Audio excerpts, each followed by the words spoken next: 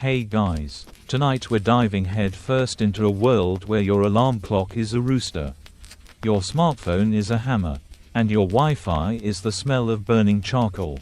Imagine drifting off to sleep in your comfy, climate-controlled bedroom, perhaps after doom scrolling for a bit too long, only to wake up with a jolt.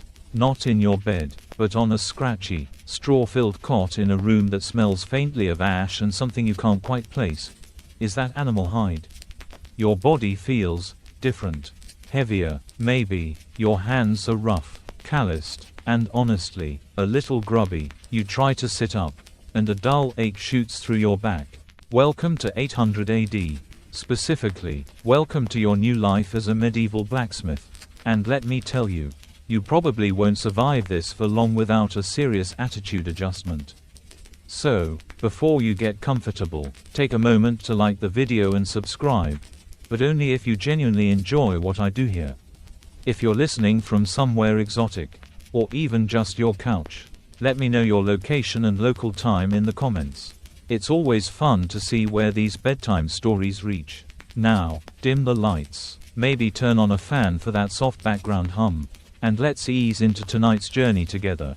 The first thing you notice, even before the distinct scent of 1,000 years ago, is the light, not the crisp, electric glow of your bedside lamp, but a pale, diffused glimmer filtering through a small, unevenly cut opening in what appears to be a stone wall. It's a shy, hesitant light, hinting at a world utterly alien outside. You blink, trying to clear the lingering fog of modern sleep, and your eyes struggle to focus. The room is small, rough-hewn, and largely empty save for your lumpy cot and the heavy wooden chest at its foot. The air is cool, damp even, carrying that distinct, earthy aroma of unwashed linens and stale wood smoke. Your ears, usually accustomed to the gentle hum of modern life, pick up an entirely new symphony. The rustle of straw as you shift, the distant, muffled bleating of a sheep, and an almost imperceptible creak that could be the ancient timbers of the house settling. It's a silence, paradoxically, that feels louder than any city noise. You push yourself up, groaning slightly as unfamiliar muscles protest. Your clothes are wrong, not your soft pajamas, but coarse, undyed wool that scratches against your skin. You look down at your hands, and a jolt of genuine alarm, cold and sharp, shoots through you. These aren't your hands. They're broader, scarred, with nails that are broken and rimmed with what looks suspiciously like dried dirt. The knuckles are swollen, and a faint tremor runs through them. Panic, a raw, primal surge, begins to bubble. You try to speak, to call out, but only a dry rasp escapes your throat. Your voice, too, feels foreign, deeper, less refined. This isn't a dream. This isn't a particularly vivid nightmare after that late-night historical documentary. This is real, and you are not you. Not anymore. You stumble off the cot, your bare feet meeting a cold, uneven packed earth floor. The chill seeps into your bones instantly. The chest, when you finally reach it, is heavy and unyielding, its lid secured by an iron clasp. There's a faint metallic tang to the air here, too, mingling with the other scents. You glance around the cramped space, searching for something, anything, to ground you, to explain this impossible situation. There's a small, rough-hewn window, or rather, an unglazed opening, revealing a sliver of gray sky. No glass, just a wooden shutter propped open, letting in the faint light and the cool, damp morning air. You shiver, pulling the coarse wool tunic tighter around your shoulders. The realization hits you with the force of a blacksmith's hammer. You are utterly, completely, terrifyingly out of your depth. Your first thought, hilariously, is probably about your Wi-Fi password. Good luck with that. Historians still argue whether medieval people understood irony, but you're about to get a crash course in it. This isn't just a different time, it's a different world, a different body, a different life. The memories aren't yours. Not really. They're like whispers at the edge of a dream, fragments of a life lived by someone else. Someone whose hands knew the heft of a hammer and the scorching kiss of the forge. Someone who understood the subtle language of hot metal. Your own modern memories, The ones of Netflix and takeout and central heating feel impossibly distant, like artifacts from a lost civilization. This medieval body, this new you, seems to remember things, but you don't. It's an unsettling disconnect, a feeling of being a passenger in your own skin. The sun hasn't even properly risen, and already, you're experiencing a level of existential dread usually reserved for Monday mornings. But at least on Mondays, you knew how to make coffee. Here, you're not even sure where the latrine is. The cold, hard reality of your new situation quickly eclipses the initial panic. There's a sudden, urgent need to understand where you are, and more importantly, what you are. Pushing open a rough-hewn wooden door, you step out of the tiny sleeping chamber and into a larger, darker space. The air here is thick with the unmistakable scent of coal smoke, hot metal, and something else, a faint, almost acrid tang that tickles the back of your throat. Your eyes, still adjusting, begin to pick out shapes in the gloom. This isn't a modern workshop with fluorescent lights and perfectly organized tools. This is a cavernous, almost primal space, dominated by a gaping, charcoal-blackened hearth in the center. This, you realize with a jolt that sends a shiver down your spine, must be the smithy, the heart of your new existence. A single, small opening in the roof, a sort of primitive chimney, allows some of the smoke to escape, but much of it hangs in the air. A perpetual, eye-stinging haze. The light from outside, what little there is, struggles to penetrate the soot-stained walls. On one side, against the far wall, stands a massive, squat stone block, the anvil. It looks ancient, pitted, and worn, its top gleaming dully where countless hammers have struck it over centuries. Around it, scattered on the packed earth floor, are an assortment of tools, various hammers, tongs of different lengths and sizes, chisels, and what looks like a rudimentary set of punches. Everything is heavy, practical, and utterly devoid of any modern refinement. The sheer volume of new sensory input is overwhelming. The heat, even with the forge unlit, is noticeable, a residual warmth radiating from the stones. The air tastes different, metallic and earthy, and the sounds, oh, the sounds. Even in its stillness, the smithy hums with a sort of latent energy. The rustle of loose embers, the subtle creak of the roof timbers, the distant clatter from outside, it's a symphony of a forgotten age. You reach out a hand, almost instinctively, to touch the cool, rough surface of the anvil. It feels impossibly solid, an anchor in this swirling sea of unfamiliarity. This is where your new life will be forged. Literally. Suddenly, a voice, gruff and guttural, slices through the silence, making you jump. Boy, up already? Good, much to do today. You spin around, heart pounding. A man, broad-shouldered and heavily muscled, emerges from a shadowed corner. His face is weathered, perpetually grimy, and his eyes are sharp, scrutinizing. He's dressed in similar coarse woolens, his leather apron stiff with grime and what you suspect is a fair bit of dried blood. He carries a long, heavy pair of tongs, which he sets down with a clang that makes you wince. This, you quickly deduce, is the master blacksmith, your new everything. Really, your boss, your mentor, perhaps even your new father figure, if the vague, unbidden memories of this body are to be believed. He doesn't wait for a response. Fetch water, the buckets are by the well, and be quick about it. The fire won't light itself. He gestures with a nod towards a doorway leading outside. You stammer, trying to form words, any words, but your tongue feels thick, clumsy. The language he speaks is Old English, or some local dialect thereof, and while your new brain seems to understand it, your modern brain struggles to speak it. It's like listening to a song you know all the words to, but you've never actually sung before. This is one of those moments where you wish Google Translate existed. Spoiler alert, it doesn't. You stumble outside, blinking against the surprisingly harsh morning light. The village, small and sprawling, is just beginning to stir.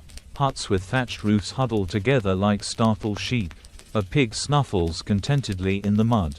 The air, though still carrying the faint scent of wood smoke, is cleaner, sharper, with the tang of damp earth and something vaguely agricultural. You spot a wooden well with a rope and bucket, and with a sense of purpose, you begin the unfamiliar task. The bucket is heavy, rough, and the well rope chafes against your calloused hands.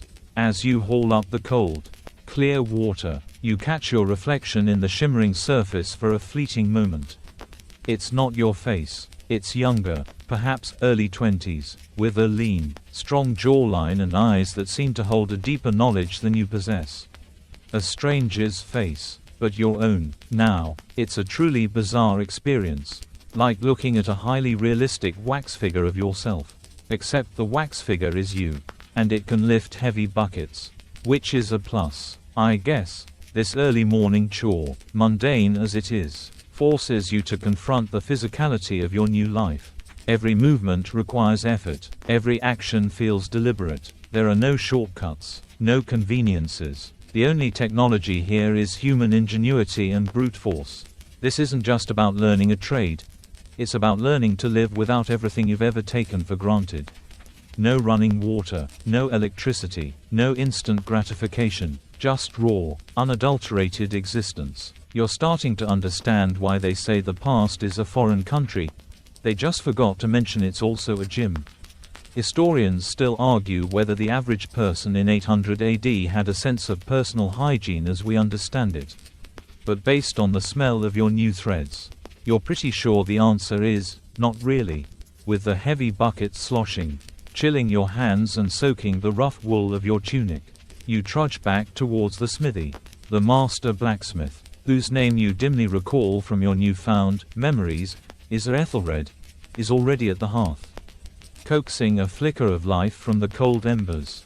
He's using a bellows, a large, hand-operated contraption that looks like a giant, leathery lung. With each pump, a puff of smoke escapes, and a faint glow begins to spread within the dark confines of the hearth.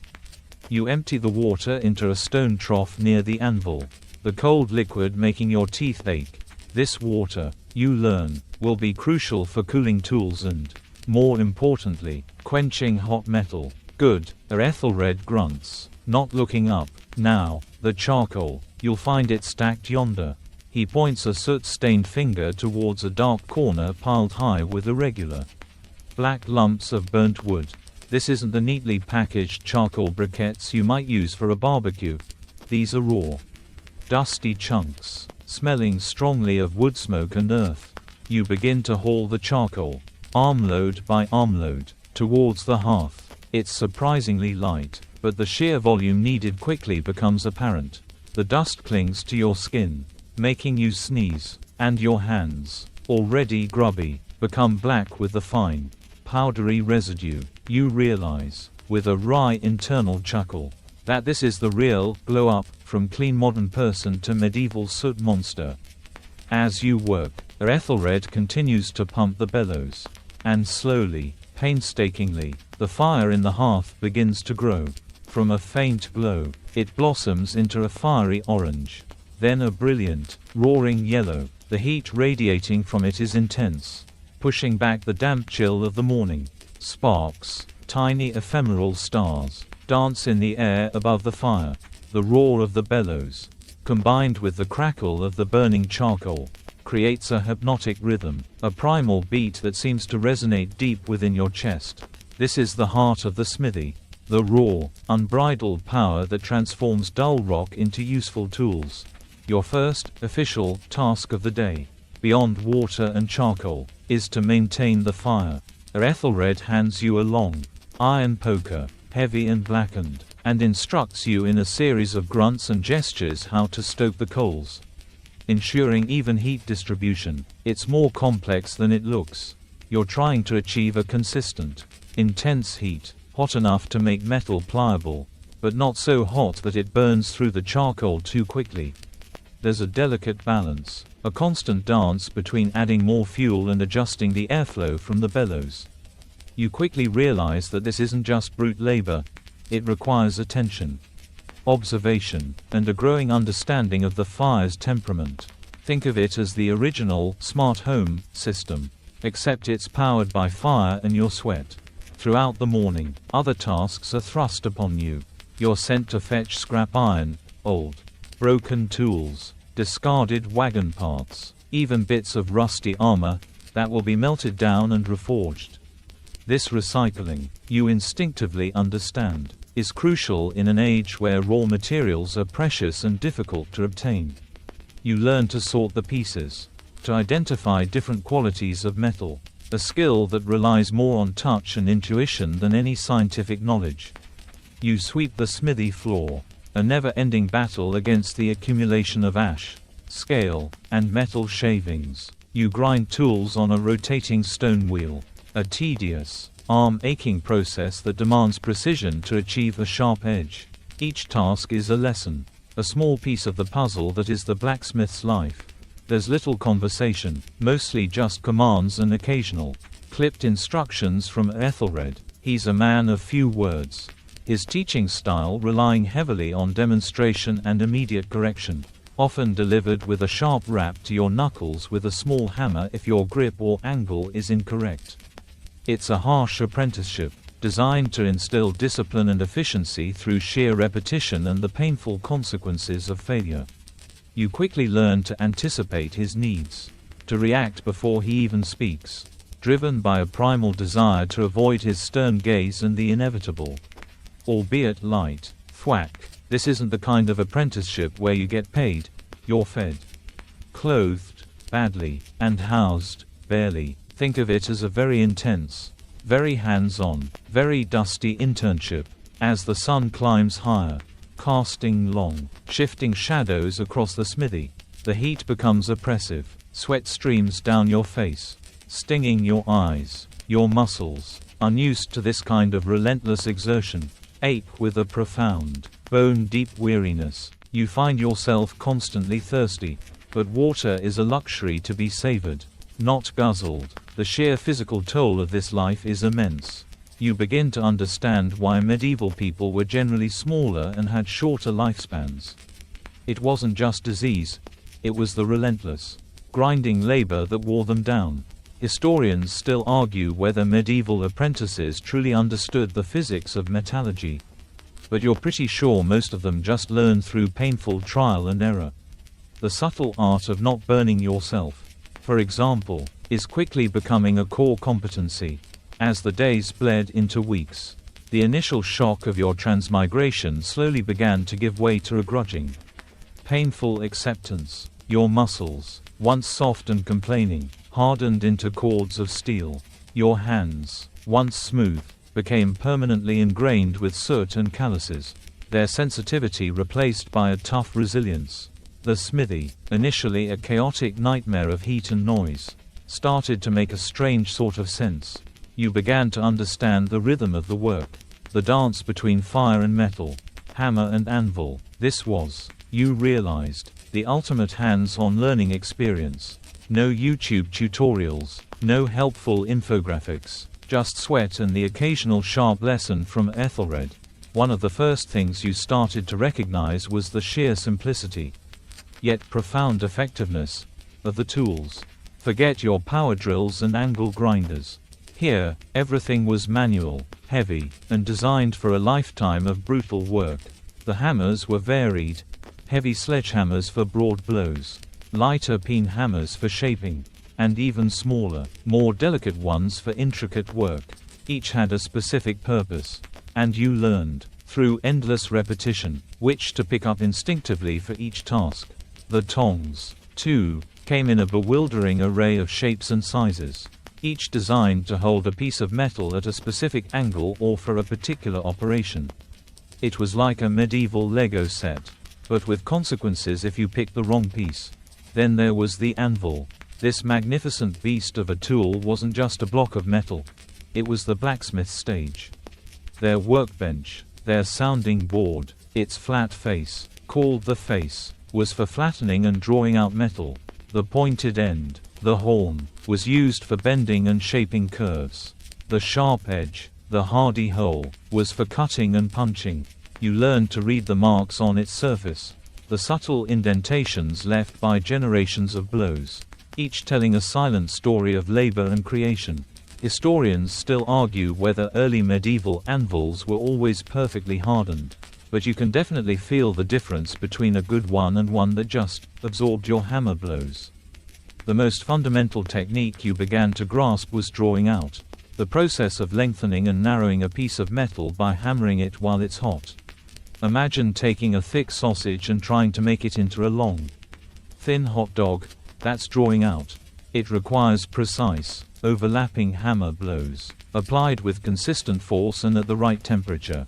Too cold, and the metal resists, potentially cracking. Too hot, and it can become brittle or even melt.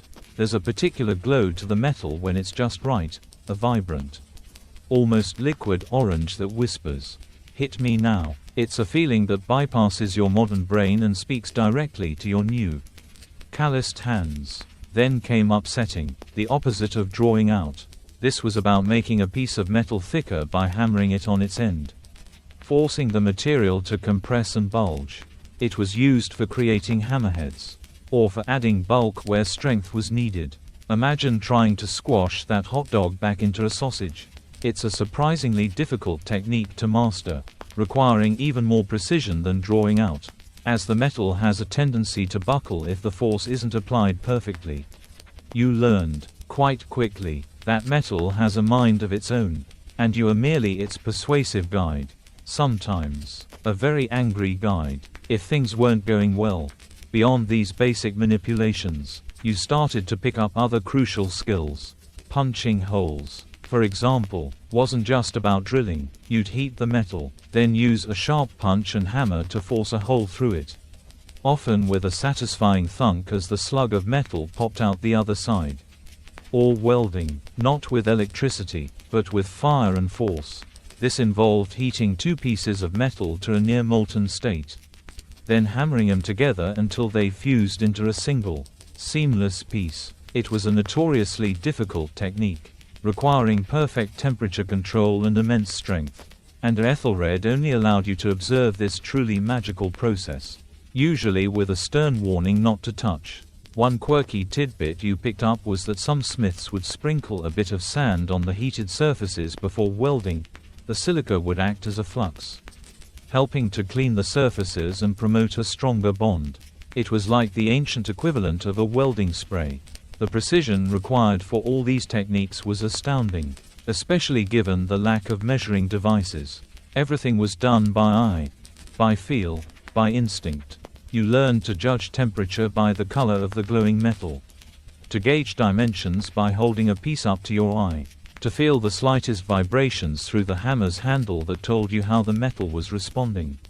It was a sensory education, bypassing your intellectual understanding and embedding itself directly into your muscle memory. You quickly realized that a true master blacksmith was not just a laborer, but an artist, a sculptor of the elemental. And you, dear listener, were just learning to finger paint. But at least your finger paints were hot and glowed. The forge, once an intimidating inferno, began to reveal its secrets. You learned that the metal, specifically iron, wasn't just some inert lump, it was alive. A stubborn, shape-shifting entity that responded to heat and persuasion with surprising grace. Understanding the properties of iron became less about memorizing facts and more about an intuitive dance with a volatile partner. When you held a piece of cold iron in your hand, it felt dense, unyielding, almost brittle. It was stubborn, resisting any attempt to bend or shape it. This was the iron in its raw, unworked state, fresh from the smelter or salvaged from a broken tool.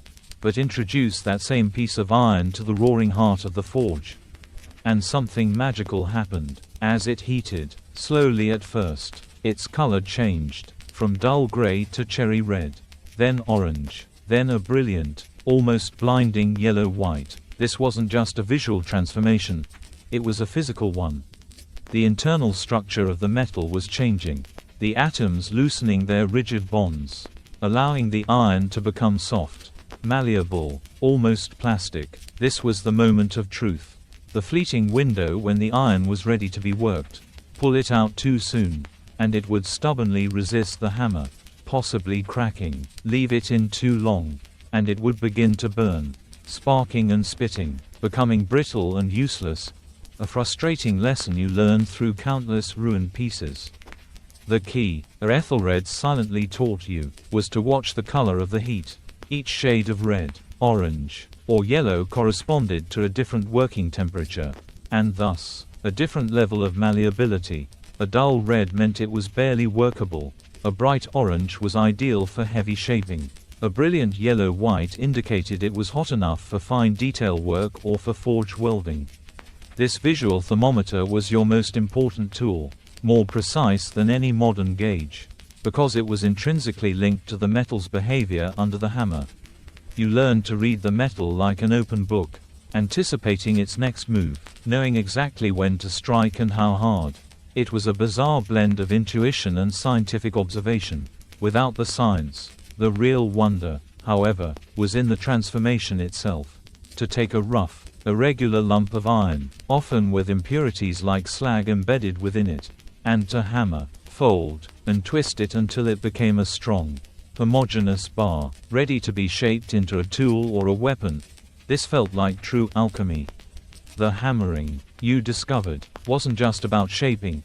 It was also about refining the grain structure of the iron. Each blow compacted the material, pushing out impurities, and strengthening the metal from within. It was a process called work hardening, and it was how medieval smiths achieved the remarkable strength and durability of their iron goods. A particularly quirky tidbit was the belief among some older smiths that the spirit of the iron would awaken under the hammer, making it more willing to be shaped. You learned about the importance of carbon content, even if you didn't call it that. Ethelred, through centuries of accumulated knowledge passed down through generations, understood that some iron was harder, and some was softer. The harder iron, with more carbon absorbed during the smelting process, could be made into sharper, more resilient edges, but it was also more brittle. The softer iron, with less carbon, was more forgiving and flexible but wouldn't hold as keen an edge. This was the rudimentary understanding of steel, even if the precise chemical composition was a mystery.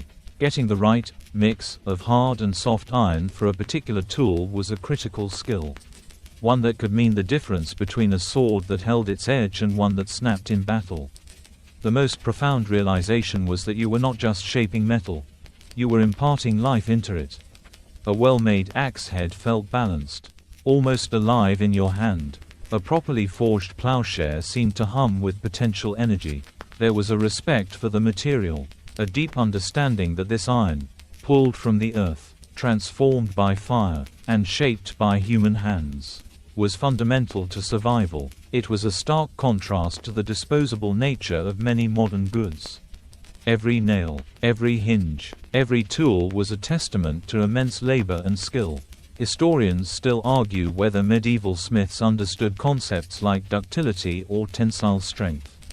But they certainly understood how to make things work, and work well. You, in your new life, were learning that distinction with every blister and every perfectly formed rivet.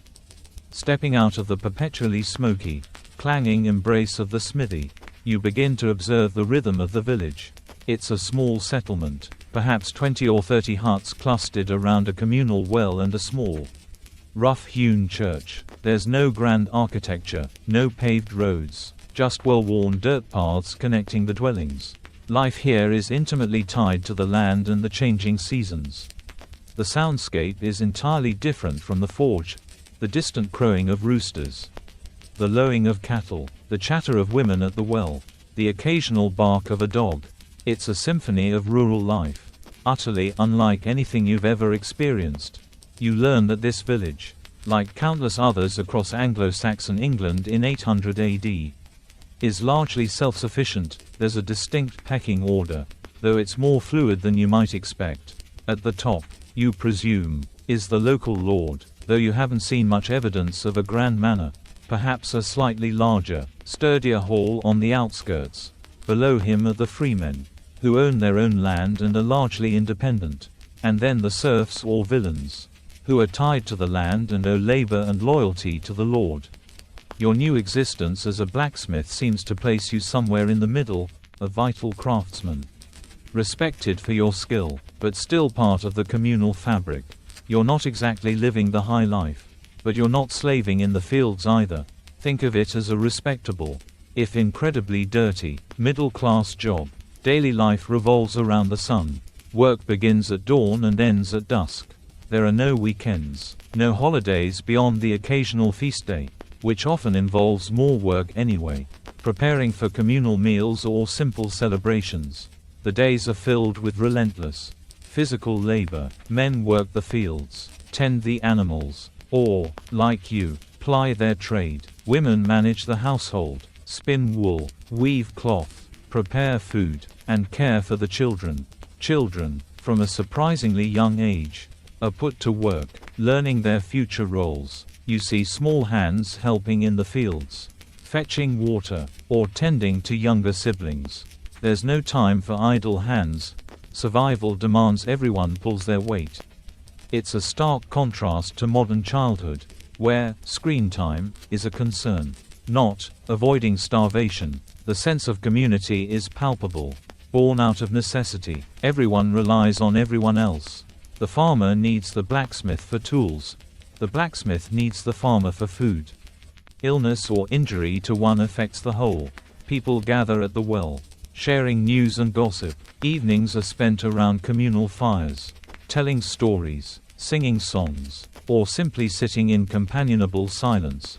There's a strong emphasis on oral tradition. Stories and knowledge are passed down verbally. From generation to generation, you're starting to understand why sagas and epic poems were so important. They were the encyclopedias and entertainment of their time. Religious belief is deeply intertwined with daily life. The small wooden church is central to the village, and the local priest, a kindly but stern man, holds considerable sway. Services are frequent, and everyone attends. The rituals, though simple, are comforting, providing a framework for existence in a world that feels incredibly uncertain. You find yourself, surprisingly, drawn to the quiet solemnity of the church, a place of brief respite from the relentless physical demands of the forge. It's a reminder that even in this harsh reality, there's a spiritual dimension, a belief system that helps people cope with the hardships. A quirky tidbit: some villages still blend their Christian faith with older pagan superstitions, occasionally leaving offerings for mischievous spirits or hanging charms to ward off bad luck. It's a fascinating, unacknowledged syncretism. You notice the simplicity of everything. Clothing is practical, made from homespun wool or linen, dyed with natural pigments if at all. Houses are simple, 1 or 2 rooms, built from wattle and daub, or rough timber, with thatched roofs. Furniture is sparse and utilitarian. There are no luxuries, no frivolous decorations. Every object has a purpose. Every resource is valued. This forced minimalism, while initially jarring, begins to instill a strange sense of appreciation for the absolute essentials. You realize how much excess you had in your past life, how much was taken for granted. Historians still argue whether the average Anglo-Saxon villager had any concept of privacy, as we understand it. Given the close quarters and communal living, your experience certainly leans towards not much. The pervasive hunger was perhaps the most constant companion in your new life. Forget your carefully curated meal plans, your diverse culinary experiences, or the sheer luxury of grabbing a snack from the fridge whenever the whim struck. Here, food was fuel, sustenance, and often, a matter of bare survival. Your diet as a blacksmith apprentice in 800 AD was, to put it mildly, monotonous and incredibly carb-heavy. The staple, the absolute bedrock of every meal, was bread, not your fluffy, artisanal sourdough, but dense, coarse, often gritty loaves made from whatever grains were available: barley, oats, or rye, occasionally wheat if the harvest was particularly good and you were fortunate enough to live near a wealthy manor. This bread was heavy, hard, and would definitely chip a modern tooth. You'd learn to dunk it in water or thin ale to soften it, a practice that made it marginally more palatable. It wasn't uncommon for your bread to have bits of grit from the millstones, adding an unpleasant, though perhaps iron-rich, texture. Think of it as an organic exfoliant for your insides. Alongside the bread, there was pottage. This was a thick, savory porridge or stew, made from whatever vegetables and legumes were on hand. Think cabbage, peas, beans, leeks, and onions, all boiled down with water or thin broth. Meat was a rare luxury, usually reserved for feast days or after a successful hunt. If you were lucky, there might be a few scraps of salted pork or some dried fish. For the most part, though, your protein came from pulses. The pottage was often seasoned with wild herbs gathered from the surrounding woods, providing the only real variation in flavor. Every day, it was bread and pottage. For breakfast, for lunch, for supper, your palate, accustomed to a world of flavors, rapidly recalibrated to appreciate the subtle differences between Tuesday's pottage and Wednesday's. When meat did appear, it was typically preserved, salted, smoked, or dried, to last through the leaner months. Fresh meat was a special occasion. You learned to appreciate every scrap, every morsel, knowing the immense effort that went into acquiring and preserving it. There were no refrigerators, no freezers, so every method of preservation was critical. A particularly quirky tidbit was the use of fermented milk products, like a kind of sour cheese or curd, to provide additional sustenance and probiotics, long before anyone knew what probiotics were. Water, of course, was from the village well, often cold and hard, sometimes tainted by runoff, but always precious. And then there was ale. Thin, weak, and surprisingly ubiquitous, even for children. Water quality was often questionable, making ale a safer, if less intoxicating, alternative. It wasn't strong stuff, more like a liquid bread, providing calories and a bit of hydration. You'd drink it with every meal, and often throughout the day. It certainly made the repetitive food go down a little easier, and perhaps dulled the constant aches in your body. Historians still argue whether the consistent consumption of weak ale contributed to a higher caloric intake or simply provided a safer alternative to contaminated water. But either way, you were drinking a lot of it. Fruit was seasonal and eaten fresh from the trees or bushes if you could find it. Apples, berries, plums, a welcome burst of sweetness and variety. But fleeting. Vegetables, when available, were root crops like carrots and parsnips. Though not the orange carrots we know today, they were typically purple or white, or leafy greens. Nothing was wasted. Scraps were fed to the animals. Bones were boiled for broth. And even the smallest edible plant was considered a resource.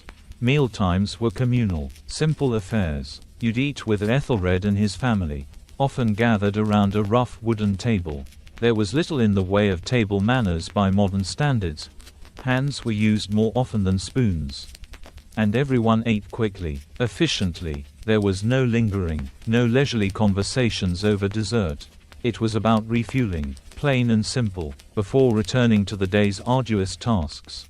The stark reality of food scarcity, and the constant underlying hum of hunger, etched itself into your new consciousness. You started to understand the true meaning of feast or famine, and how precarious existence could be. The idea of ordering a pizza seemed like an impossibly decadent fantasy, a shimmering mirage in a world of hard bread and endless pottage.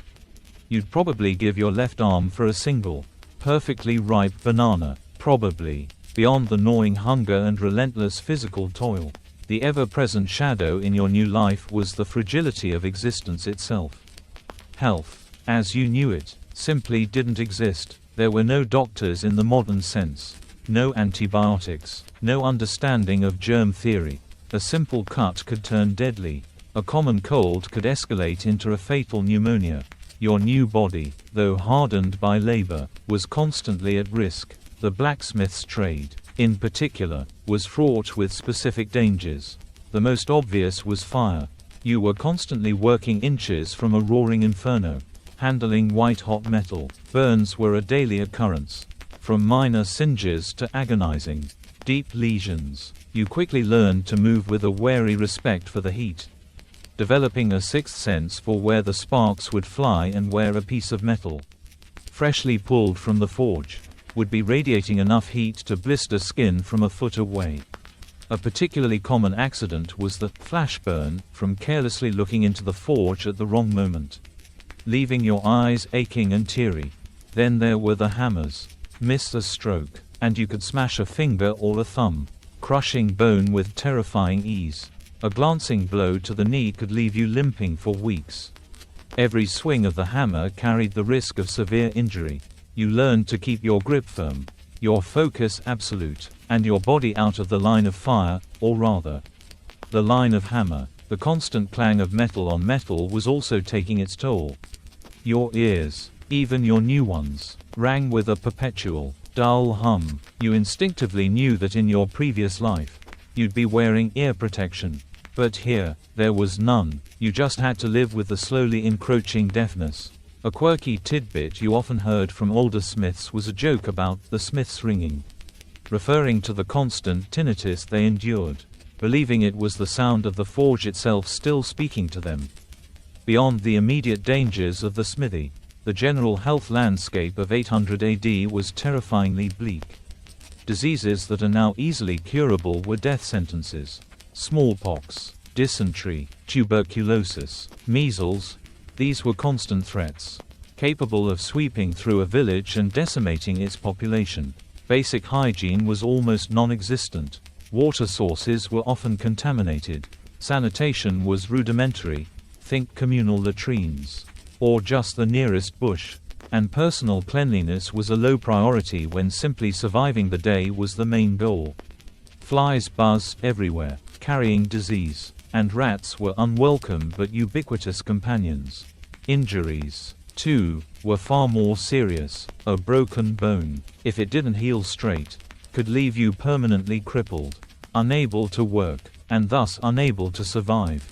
Infections from even minor wounds were common and often fatal.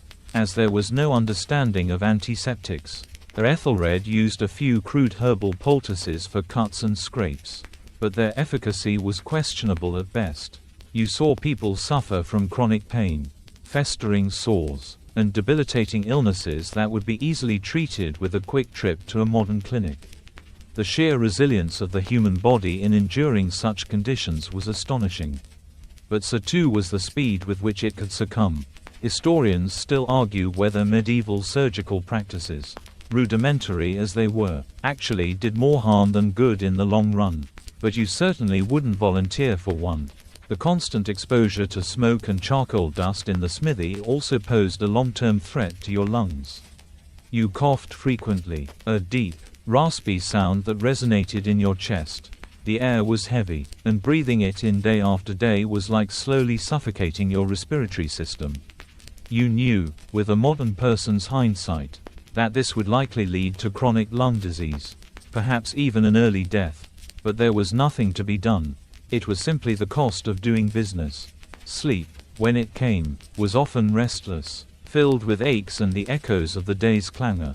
Even basic dental hygiene was non-existent. Your new teeth, though surprisingly sturdy, showed signs of wear and tear, and you dreaded the inevitable toothache. The pervasive sense of vulnerability was sobering. Every sunrise felt like a small victory, a testament to having navigated another day without succumbing to injury or illness. The simple act of waking up without a fever or a new, unexplained pain was a blessing. You quickly shed any lingering sense of invincibility you might have carried from your modern life. Here, death was a close neighbor, always knocking. In your previous life, money was a given, an abstract concept represented by numbers in a bank account or plastic cards. Here, in 800 AD, the concept of a modern monetary system was utterly alien. The local economy revolved almost entirely around barter and trade. Silver coins existed, yes, but they were rare, usually reserved for larger transactions or payments to the lord. For everyday dealings, it was a direct exchange of goods and services. This meant that your value as a blacksmith wasn't measured in shillings or pennies, but in bushels of grain, cuts of meat, lengths of cloth, or even in promises of future labor. If a farmer needed a new plowshare, he wouldn't hand you a handful of coins, he'd bring you a sack of wheat or a young pig. If a weaver needed new loom weights, she might offer you a freshly spun bolt of wool. You, in turn, would exchange your finished goods or repairs for what you and Ethelred's household needed. It was a remarkably direct, if sometimes cumbersome, system. This direct exchange fostered a strong sense of community and interdependence. Everyone knew what everyone else produced, and the value of goods was often negotiated on the spot, based on need, quality, and relationship. A particularly skilled smith might command a better price, or a more favorable trade, than one known for shoddy work. Your reputation was your currency, and quality was your credit score. If your tools broke quickly, word would spread, and trade would dry up. You learned quickly that your livelihood depended not just on your skill, but on your honesty and the durability of your craftsmanship. Sometimes, for larger items like a well-made axe or a spearhead, a small piece of silver might change hands. These silver pennies, typically thin and hammered, were often highly valued and closely guarded. They weren't used for impulse purchases, but for significant acquisitions or for paying taxes to the local lord. The scarcity of coinage meant that most people rarely saw it, let alone handled it. Holding a silver penny in your hand felt like holding something genuinely precious, a tangible representation of accumulated wealth in a world where wealth was often measured in livestock or land. A quirky tidbit is that medieval people often cut these silver pennies into halves or even quarters to make smaller denominations, literally cutting their money to make change. The market, such as it was, wasn't a permanent fixture with stalls and designated shops. Instead, it was often a designated clearing where villagers would gather on specific days, perhaps once a week, or when a traveling merchant passed through, to exchange goods. Here, you might see villagers bartering eggs for milk, or a newly tanned hide for a pair of crude leather shoes. Traveling merchants, rare but important figures, would bring in goods from further afield: salt, certain spices, finer cloths, or even exotic items like glass beads. Though these were almost unimaginably rare and expensive, these merchants were the arteries of the wider economy, connecting isolated villages to the larger world, even if that world was still quite small. As the blacksmith, you held a crucial position in this economy. Your skills were indispensable. Without new tools, plows couldn't turn the soil, axes couldn't fell trees, and weapons couldn't defend against threats. You were a bottleneck, in a sense, and your services were always in demand. This gave you a certain standing, a quiet respect within the village. You weren't rich, not by any stretch of the imagination, but you were secure. Your belly might grumble, but it wouldn't starve, as long as you kept the forge fire burning. Historians still argue whether the concept of fair price was more religiously or economically driven in medieval barter systems. But you certainly found that a good reputation and reliable craftsmanship were the most valuable assets you possessed. The idea of haggling, of negotiating a good deal, was ingrained, a social dance as much as an economic transaction. You quickly learned the art of polite, yet firm, negotiation, trying to get the best possible return for your labor without alienating a neighbor. After all, you'd probably need their goods someday soon. It was a delicate balance, and certainly more complex than swiping a card. The constant ache in your muscles, the pervasive smell of smoke, the gritty taste of bread, these physical realities of your new life were undeniable. But as the initial shock faded, another, more subtle change began to occur: the slow, sometimes painful, integration into the blacksmith's family and the wider village community. You weren't just a blacksmith, you were part of a household, a cog in a tightly woven social machine. Ethelred, your master, was more than just your boss. He was, to your new self, a surrogate father. His wife, Alara, was a quiet, hard-working woman who kept the household running with remarkable efficiency. There were also children, 2 boys younger than you, who seemed to view you with a mixture of awe and mischievous curiosity. This was your new family, and their lives were intrinsically linked to yours. You ate together, worked together, and shared the cramped confines of the wattle and daub house.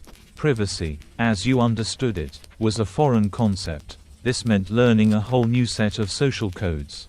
You were expected to contribute, to help, to be part of the collective effort. Your modern sensibilities about personal space and individual autonomy quickly melted away under the constant gaze of communal living.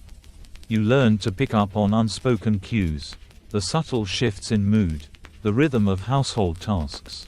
Helping Alara with chores, even after a grueling day at the forge, became second nature. You found yourself mending fences, gathering firewood, or helping with the meager garden. It wasn't asked. It was simply expected, part of the unspoken contract of belonging. The village itself was an extended family. Everyone knew everyone else, their lineage, their strengths, their weaknesses. Reputation was everything. A good name meant trust, meant easier bartering, meant help when you needed it. A bad name, well, that could mean isolation and hardship. You observed how disputes were handled, usually by the elder villagers or the priest, relying on long-standing custom and communal pressure rather than formal laws.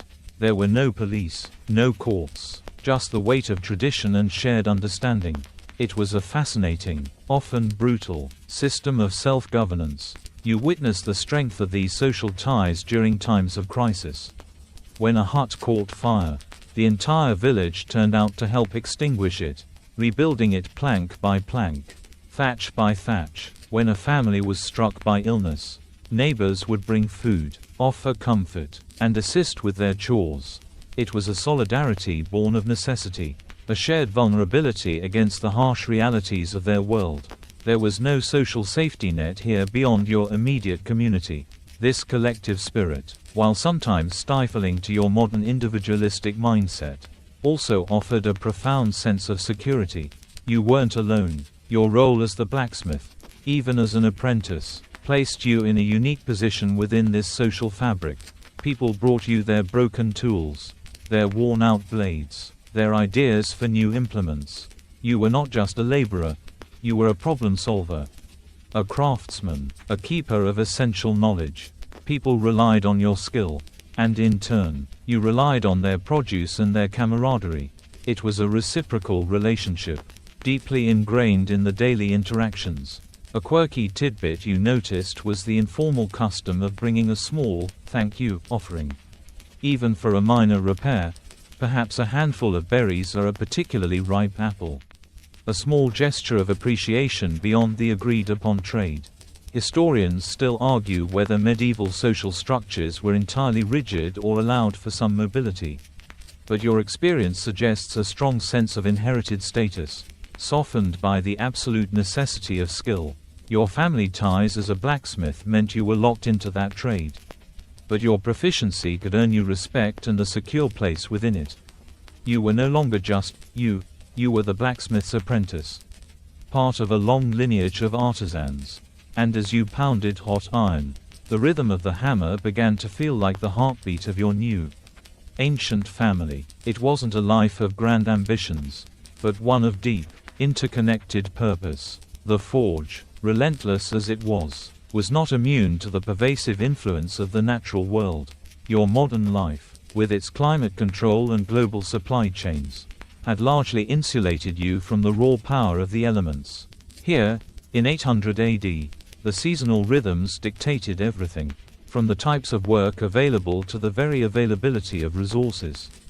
Winter was the hardest. The cold seeped into your bones, even within the relative warmth of the smithy. The forge fire, while a blessing, was also a challenge. More charcoal was needed to maintain the heat, and sourcing that charcoal became more difficult as forests grew sparse and travel became treacherous through snow or mud.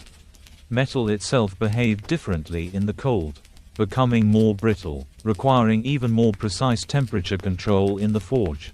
The days were short, meaning few hours of daylight for productive work, and the dark, long nights were a chilling reminder of how vulnerable everyone was to the elements. During the deepest winter, work might slow considerably, shifting to repairs and the creation of smaller, essential items rather than large projects. Sometimes, you'd be pressed into service helping with basic survival tasks. like chopping more firewood for the village or helping to clear paths. Spring brought a welcome, if muddy, relief. The thaw meant rivers swelled, making some travel possible, and the earth softened, allowing for initial plowing. For the blacksmith, spring was a time of intense activity. Farmers needed their plowshares sharpened and repaired.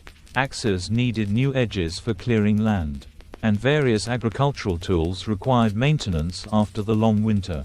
The demand for your services surged, and the days in the smithy stretched even longer. The air smelled of damp earth and new growth, a stark contrast to the stagnant cold of winter. The lengthening daylight hours were a boon, allowing for more productive work, though your body certainly felt the increased strain. Summer, when it finally arrived, was a mixed blessing. The days were long and hot, and the smithy became an unbearable oven. The combination of intense external heat and the roaring forge fire made every swing of the hammer an exercise in sheer endurance. Sweat poured off you in rivers, clinging to your coarse wool tunic. Dehydration was a constant threat, and you learned to sip water or weak ale constantly. While raw materials might be more accessible, and the demand for tools for harvesting would eventually rise, the sheer physical toll of working in the summer heat was immense. A quirky tidbit you noticed was how some older smiths would strip down to just a loincloth or short tunic during the summer. A practical if somewhat a modest adaptation to the heat. Autumn, or harvest time, was another peak period for the blacksmith. After the crops were gathered, farmers would bring in their worn-out scythes, sickles, and other harvesting tools for repair and sharpening, preparing them for the next season. It was also a time when any surplus from the harvest might be exchanged for new, larger tools, or for essential repairs to wagons and carts before the winter set in. The air was crisp, the light golden, and there was a palpable sense of urgency as the village prepared for the lean months ahead. It was a race against time, a final flurry of activity before the long slumber of winter. These seasonal shifts weren't just about work, they influenced every aspect of life. Food availability fluctuated dramatically. In summer, fresh produce was abundant. In winter, reliance on stored, salted, or dried goods was absolute. The migration of wild game, the growth of plants for dyes or medicines, even the flow of water in the streams, everything was governed by the turn of the year. You lived by the sun, the stars, and the subtle cues of the natural world. There were no climate reports, no weather apps, just centuries of accumulated wisdom passed down through observation. Historians still argue whether medieval people truly understood the concept of climate cycles, or if they simply adapted intuitively to the weather patterns. But you certainly found yourself becoming a reluctant expert in predicting the next downpour simply by the feeling in your knees. Your body, now firmly rooted in this ancient world, was becoming a living barometer. Beyond the daily grind of the forge and the comforting, if demanding, rhythms of village life, there lay a world of very real and immediate dangers. Your cozy modern life had insulated you from the constant threat of external forces. But here, in 800 AD, a blacksmith's hamlet was a tiny island in a vast, often hostile, sea. The world beyond the familiar fields was not just unknown, it was actively menacing. The most immediate threat, the one that sparked fear in hushed whispers around evening fires, was that of raiders. This was the age of nascent kingdoms and shifting allegiances, but also of opportunistic bandits and, increasingly, the terrifying silhouette of the Viking longship on the horizon. A sudden raid meant not just the loss of property, but violence, enslavement, and death. You'd heard stories, passed down by Ethelred in rare moments of contemplation, of villages burned to the ground, of people carried off, never to be seen again. Every distant horn blast, every unexplained smoke plume on the horizon, sent a ripple of anxiety through the community. The simple iron tools you forged could, with a different grind and a sharper edge, become rudimentary weapons, and you knew that your skill might one day be called upon to arm your neighbors for defense. Then there was the ever-present specter of famine. While the village strove for self-sufficiency, a bad harvest, a prolonged drought, or a devastating pestilence could wipe out the year's food supply. This wasn't just a matter of tightening belts, it was a matter of survival. You saw the careful rationing of grain during lean times, the desperate prayers for rain, the collective anxiety that hung over the fields during a prolonged dry spell. Starvation was a very real, very personal threat, capable of decimating populations as effectively as any raiding party.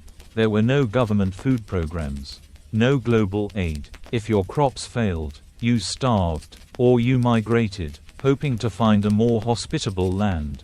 A desperate gamble with long odds. Wild animals were another danger, though perhaps less dramatic than raiders or famine.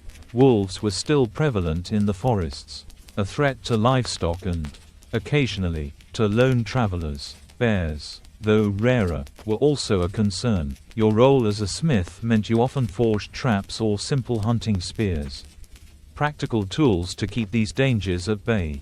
The forest, while a source of wood and wild food, was also a place of unknown terrors. A dark, untamed wilderness bordering civilization. A quirky tidbit: some villagers believed that particularly large or cunning wolves were actually shapeshifters, embodying malevolent spirits. And of course, there was inter-tribal conflict and warfare. While perhaps not directly impacting your small village daily, the wider political landscape was turbulent. Kings fought over territory, rival lords clashed, and retinues of armed men moved across the land.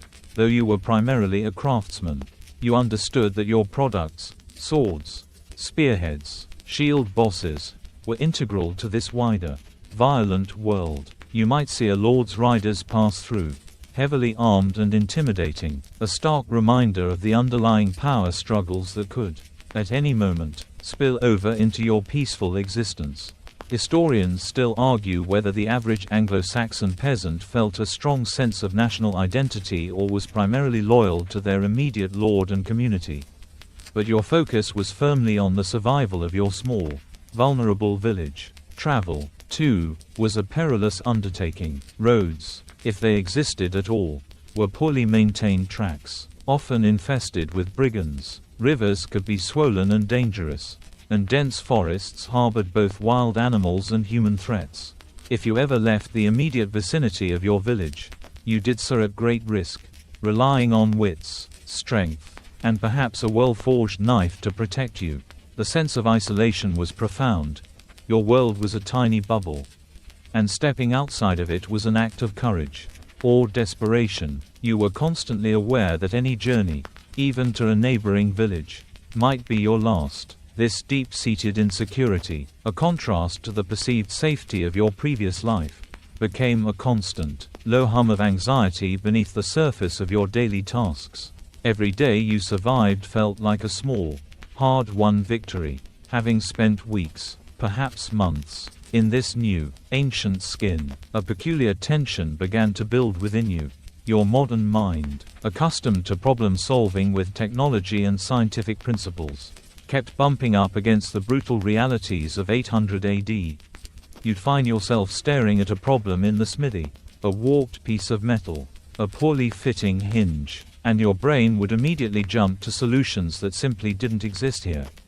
If only I had a proper drill press, you'd think, looking at the crude hand-powered bow drill. Or, a simple grinding wheel with an electric motor would make this infinitely faster.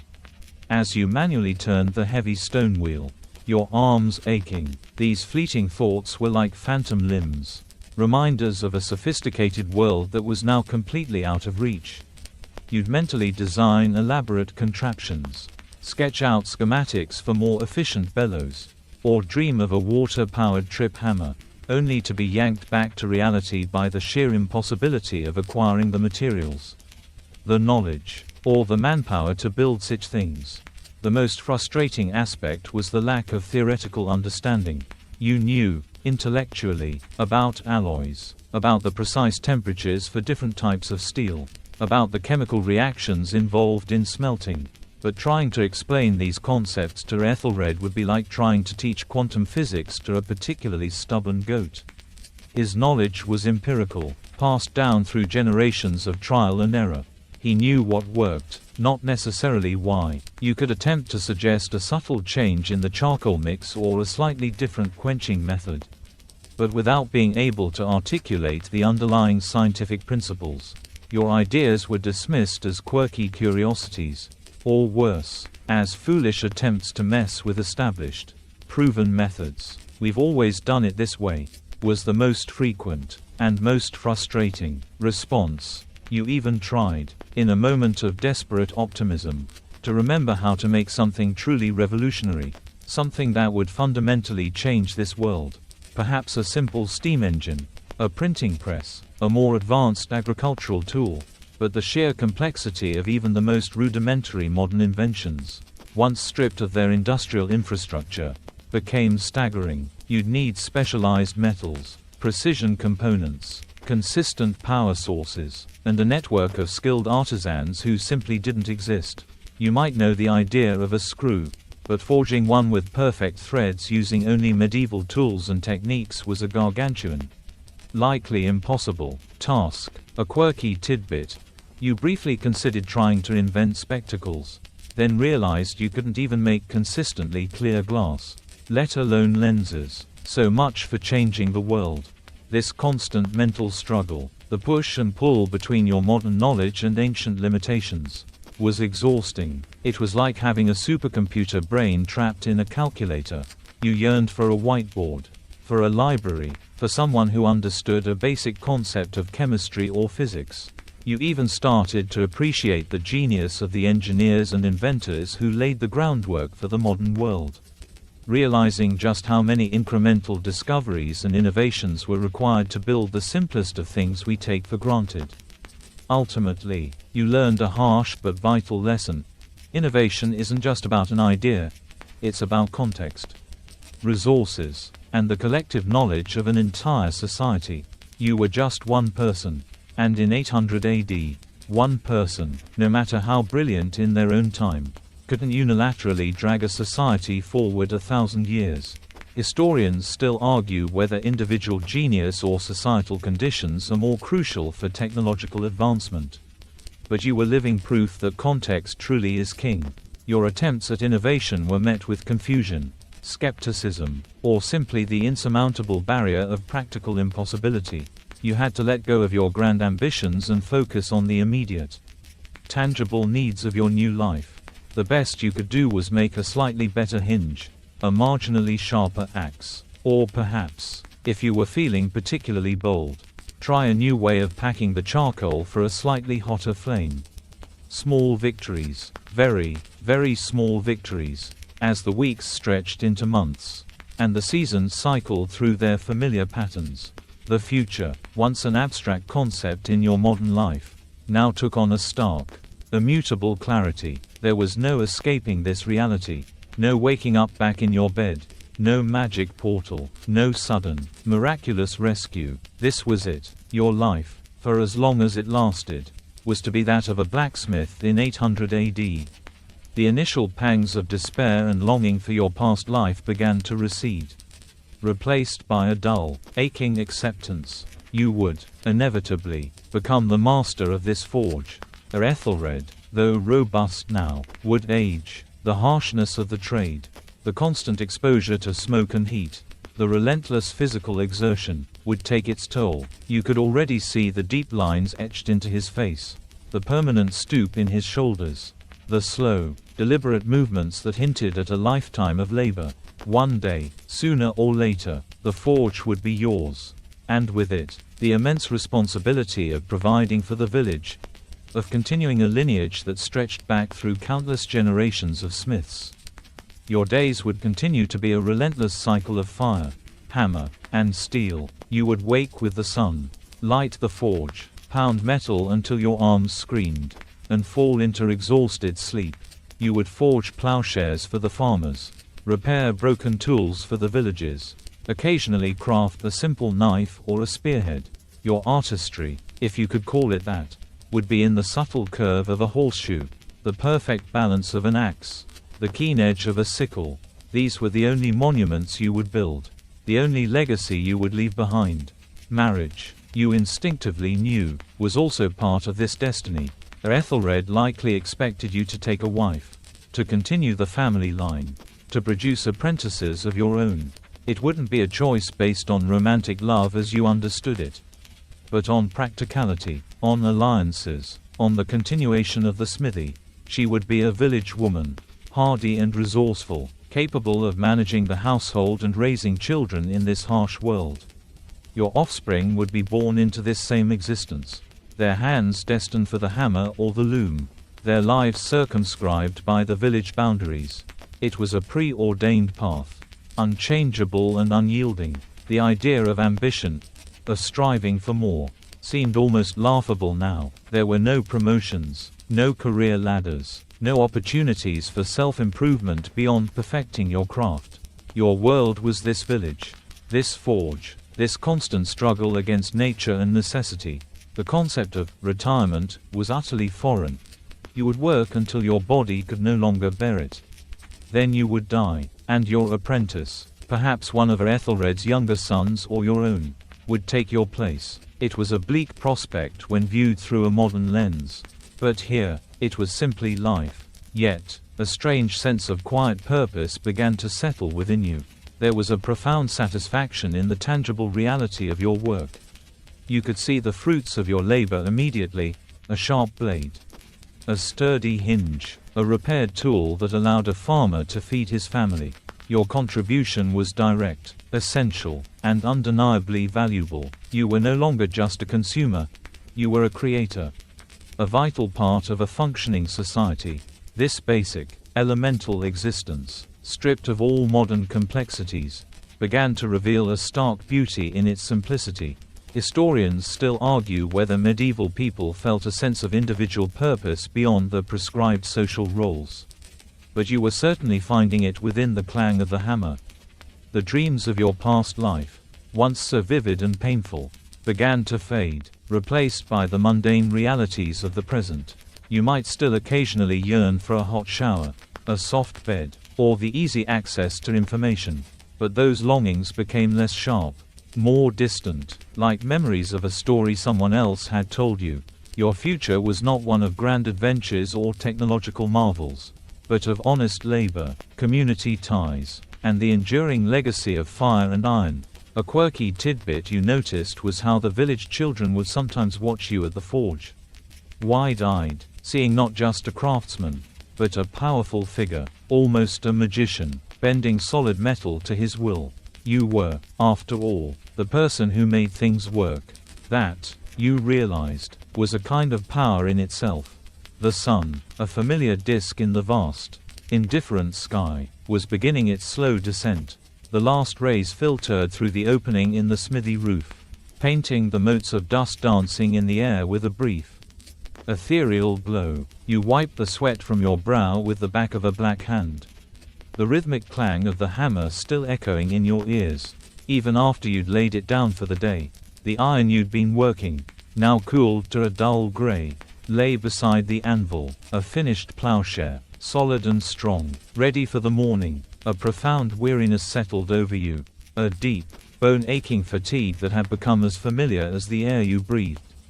But tonight, it wasn't just exhaustion, it was tinged with something else, something akin to peace. The struggle against your new reality had, almost imperceptibly, ceased. The internal battle between your modern self and this ancient existence had, at last, quieted. You no longer fought against the coarse wool, the gritty bread, the relentless labor. You no longer yearned, with that sharp, desperate pang, for the conveniences of your past life. They were gone, and, surprisingly, you were still here. This acceptance wasn't a surrender. It was a profound adaptation. You had learned to read the subtle language of the fire, to feel the malleability of the metal under your hammer, to anticipate Ethelred's unspoken commands. Your hands, once soft and unskilled, now moved with a practiced ease, their motions fluid and confident. You knew the weight of every tool, the scent of every charring ember. This knowledge, hard-won and deeply ingrained, was now yours. You were no longer just a person from the future trapped in the past. You were, undeniably, a blacksmith. You stepped outside, leaving the lingering heat of the forge behind. The air was cool now, carrying the sense of damp earth, wood smoke, and distant cooking fires. The village was settling down for the night. A few figures moving between huts. The low murmur of voices carrying on the gentle breeze. The stars, unobscured by light pollution, were beginning to prick the darkening sky. An impossibly vast canvas that made your own struggles feel both tiny and incredibly significant. This small, fragile human settlement, clinging to existence against the vastness of the natural world, was your home. These people, your family and neighbors, were your people. There was a quiet dignity in this life, a raw honesty that had been absent in the comfortable complexities of your previous existence. Every tool you made, every repair you effected, directly contributed to the survival and well-being of your community. Your purpose was clear, tangible, and undeniable. You were needed, you were essential, and in that realization, a strange, unexpected sense of belonging took root. Historians still argue whether medieval people experienced profound existential satisfaction from their labor. But for you, the constant, tangible output of your work had become a grounding force. You might not have changed the world, but you had become a part of it. Irrevocably, you had learned to live without what you thought you couldn't live without. You had discovered a resilience you never knew you possessed. A quirky tidbit you often reflected on, sometimes with a faint, internal smile, was how much simpler choices were now. No endless streaming options, no agonizing over career paths. Just the hammer, the anvil, and the endless possibilities within a piece of raw iron.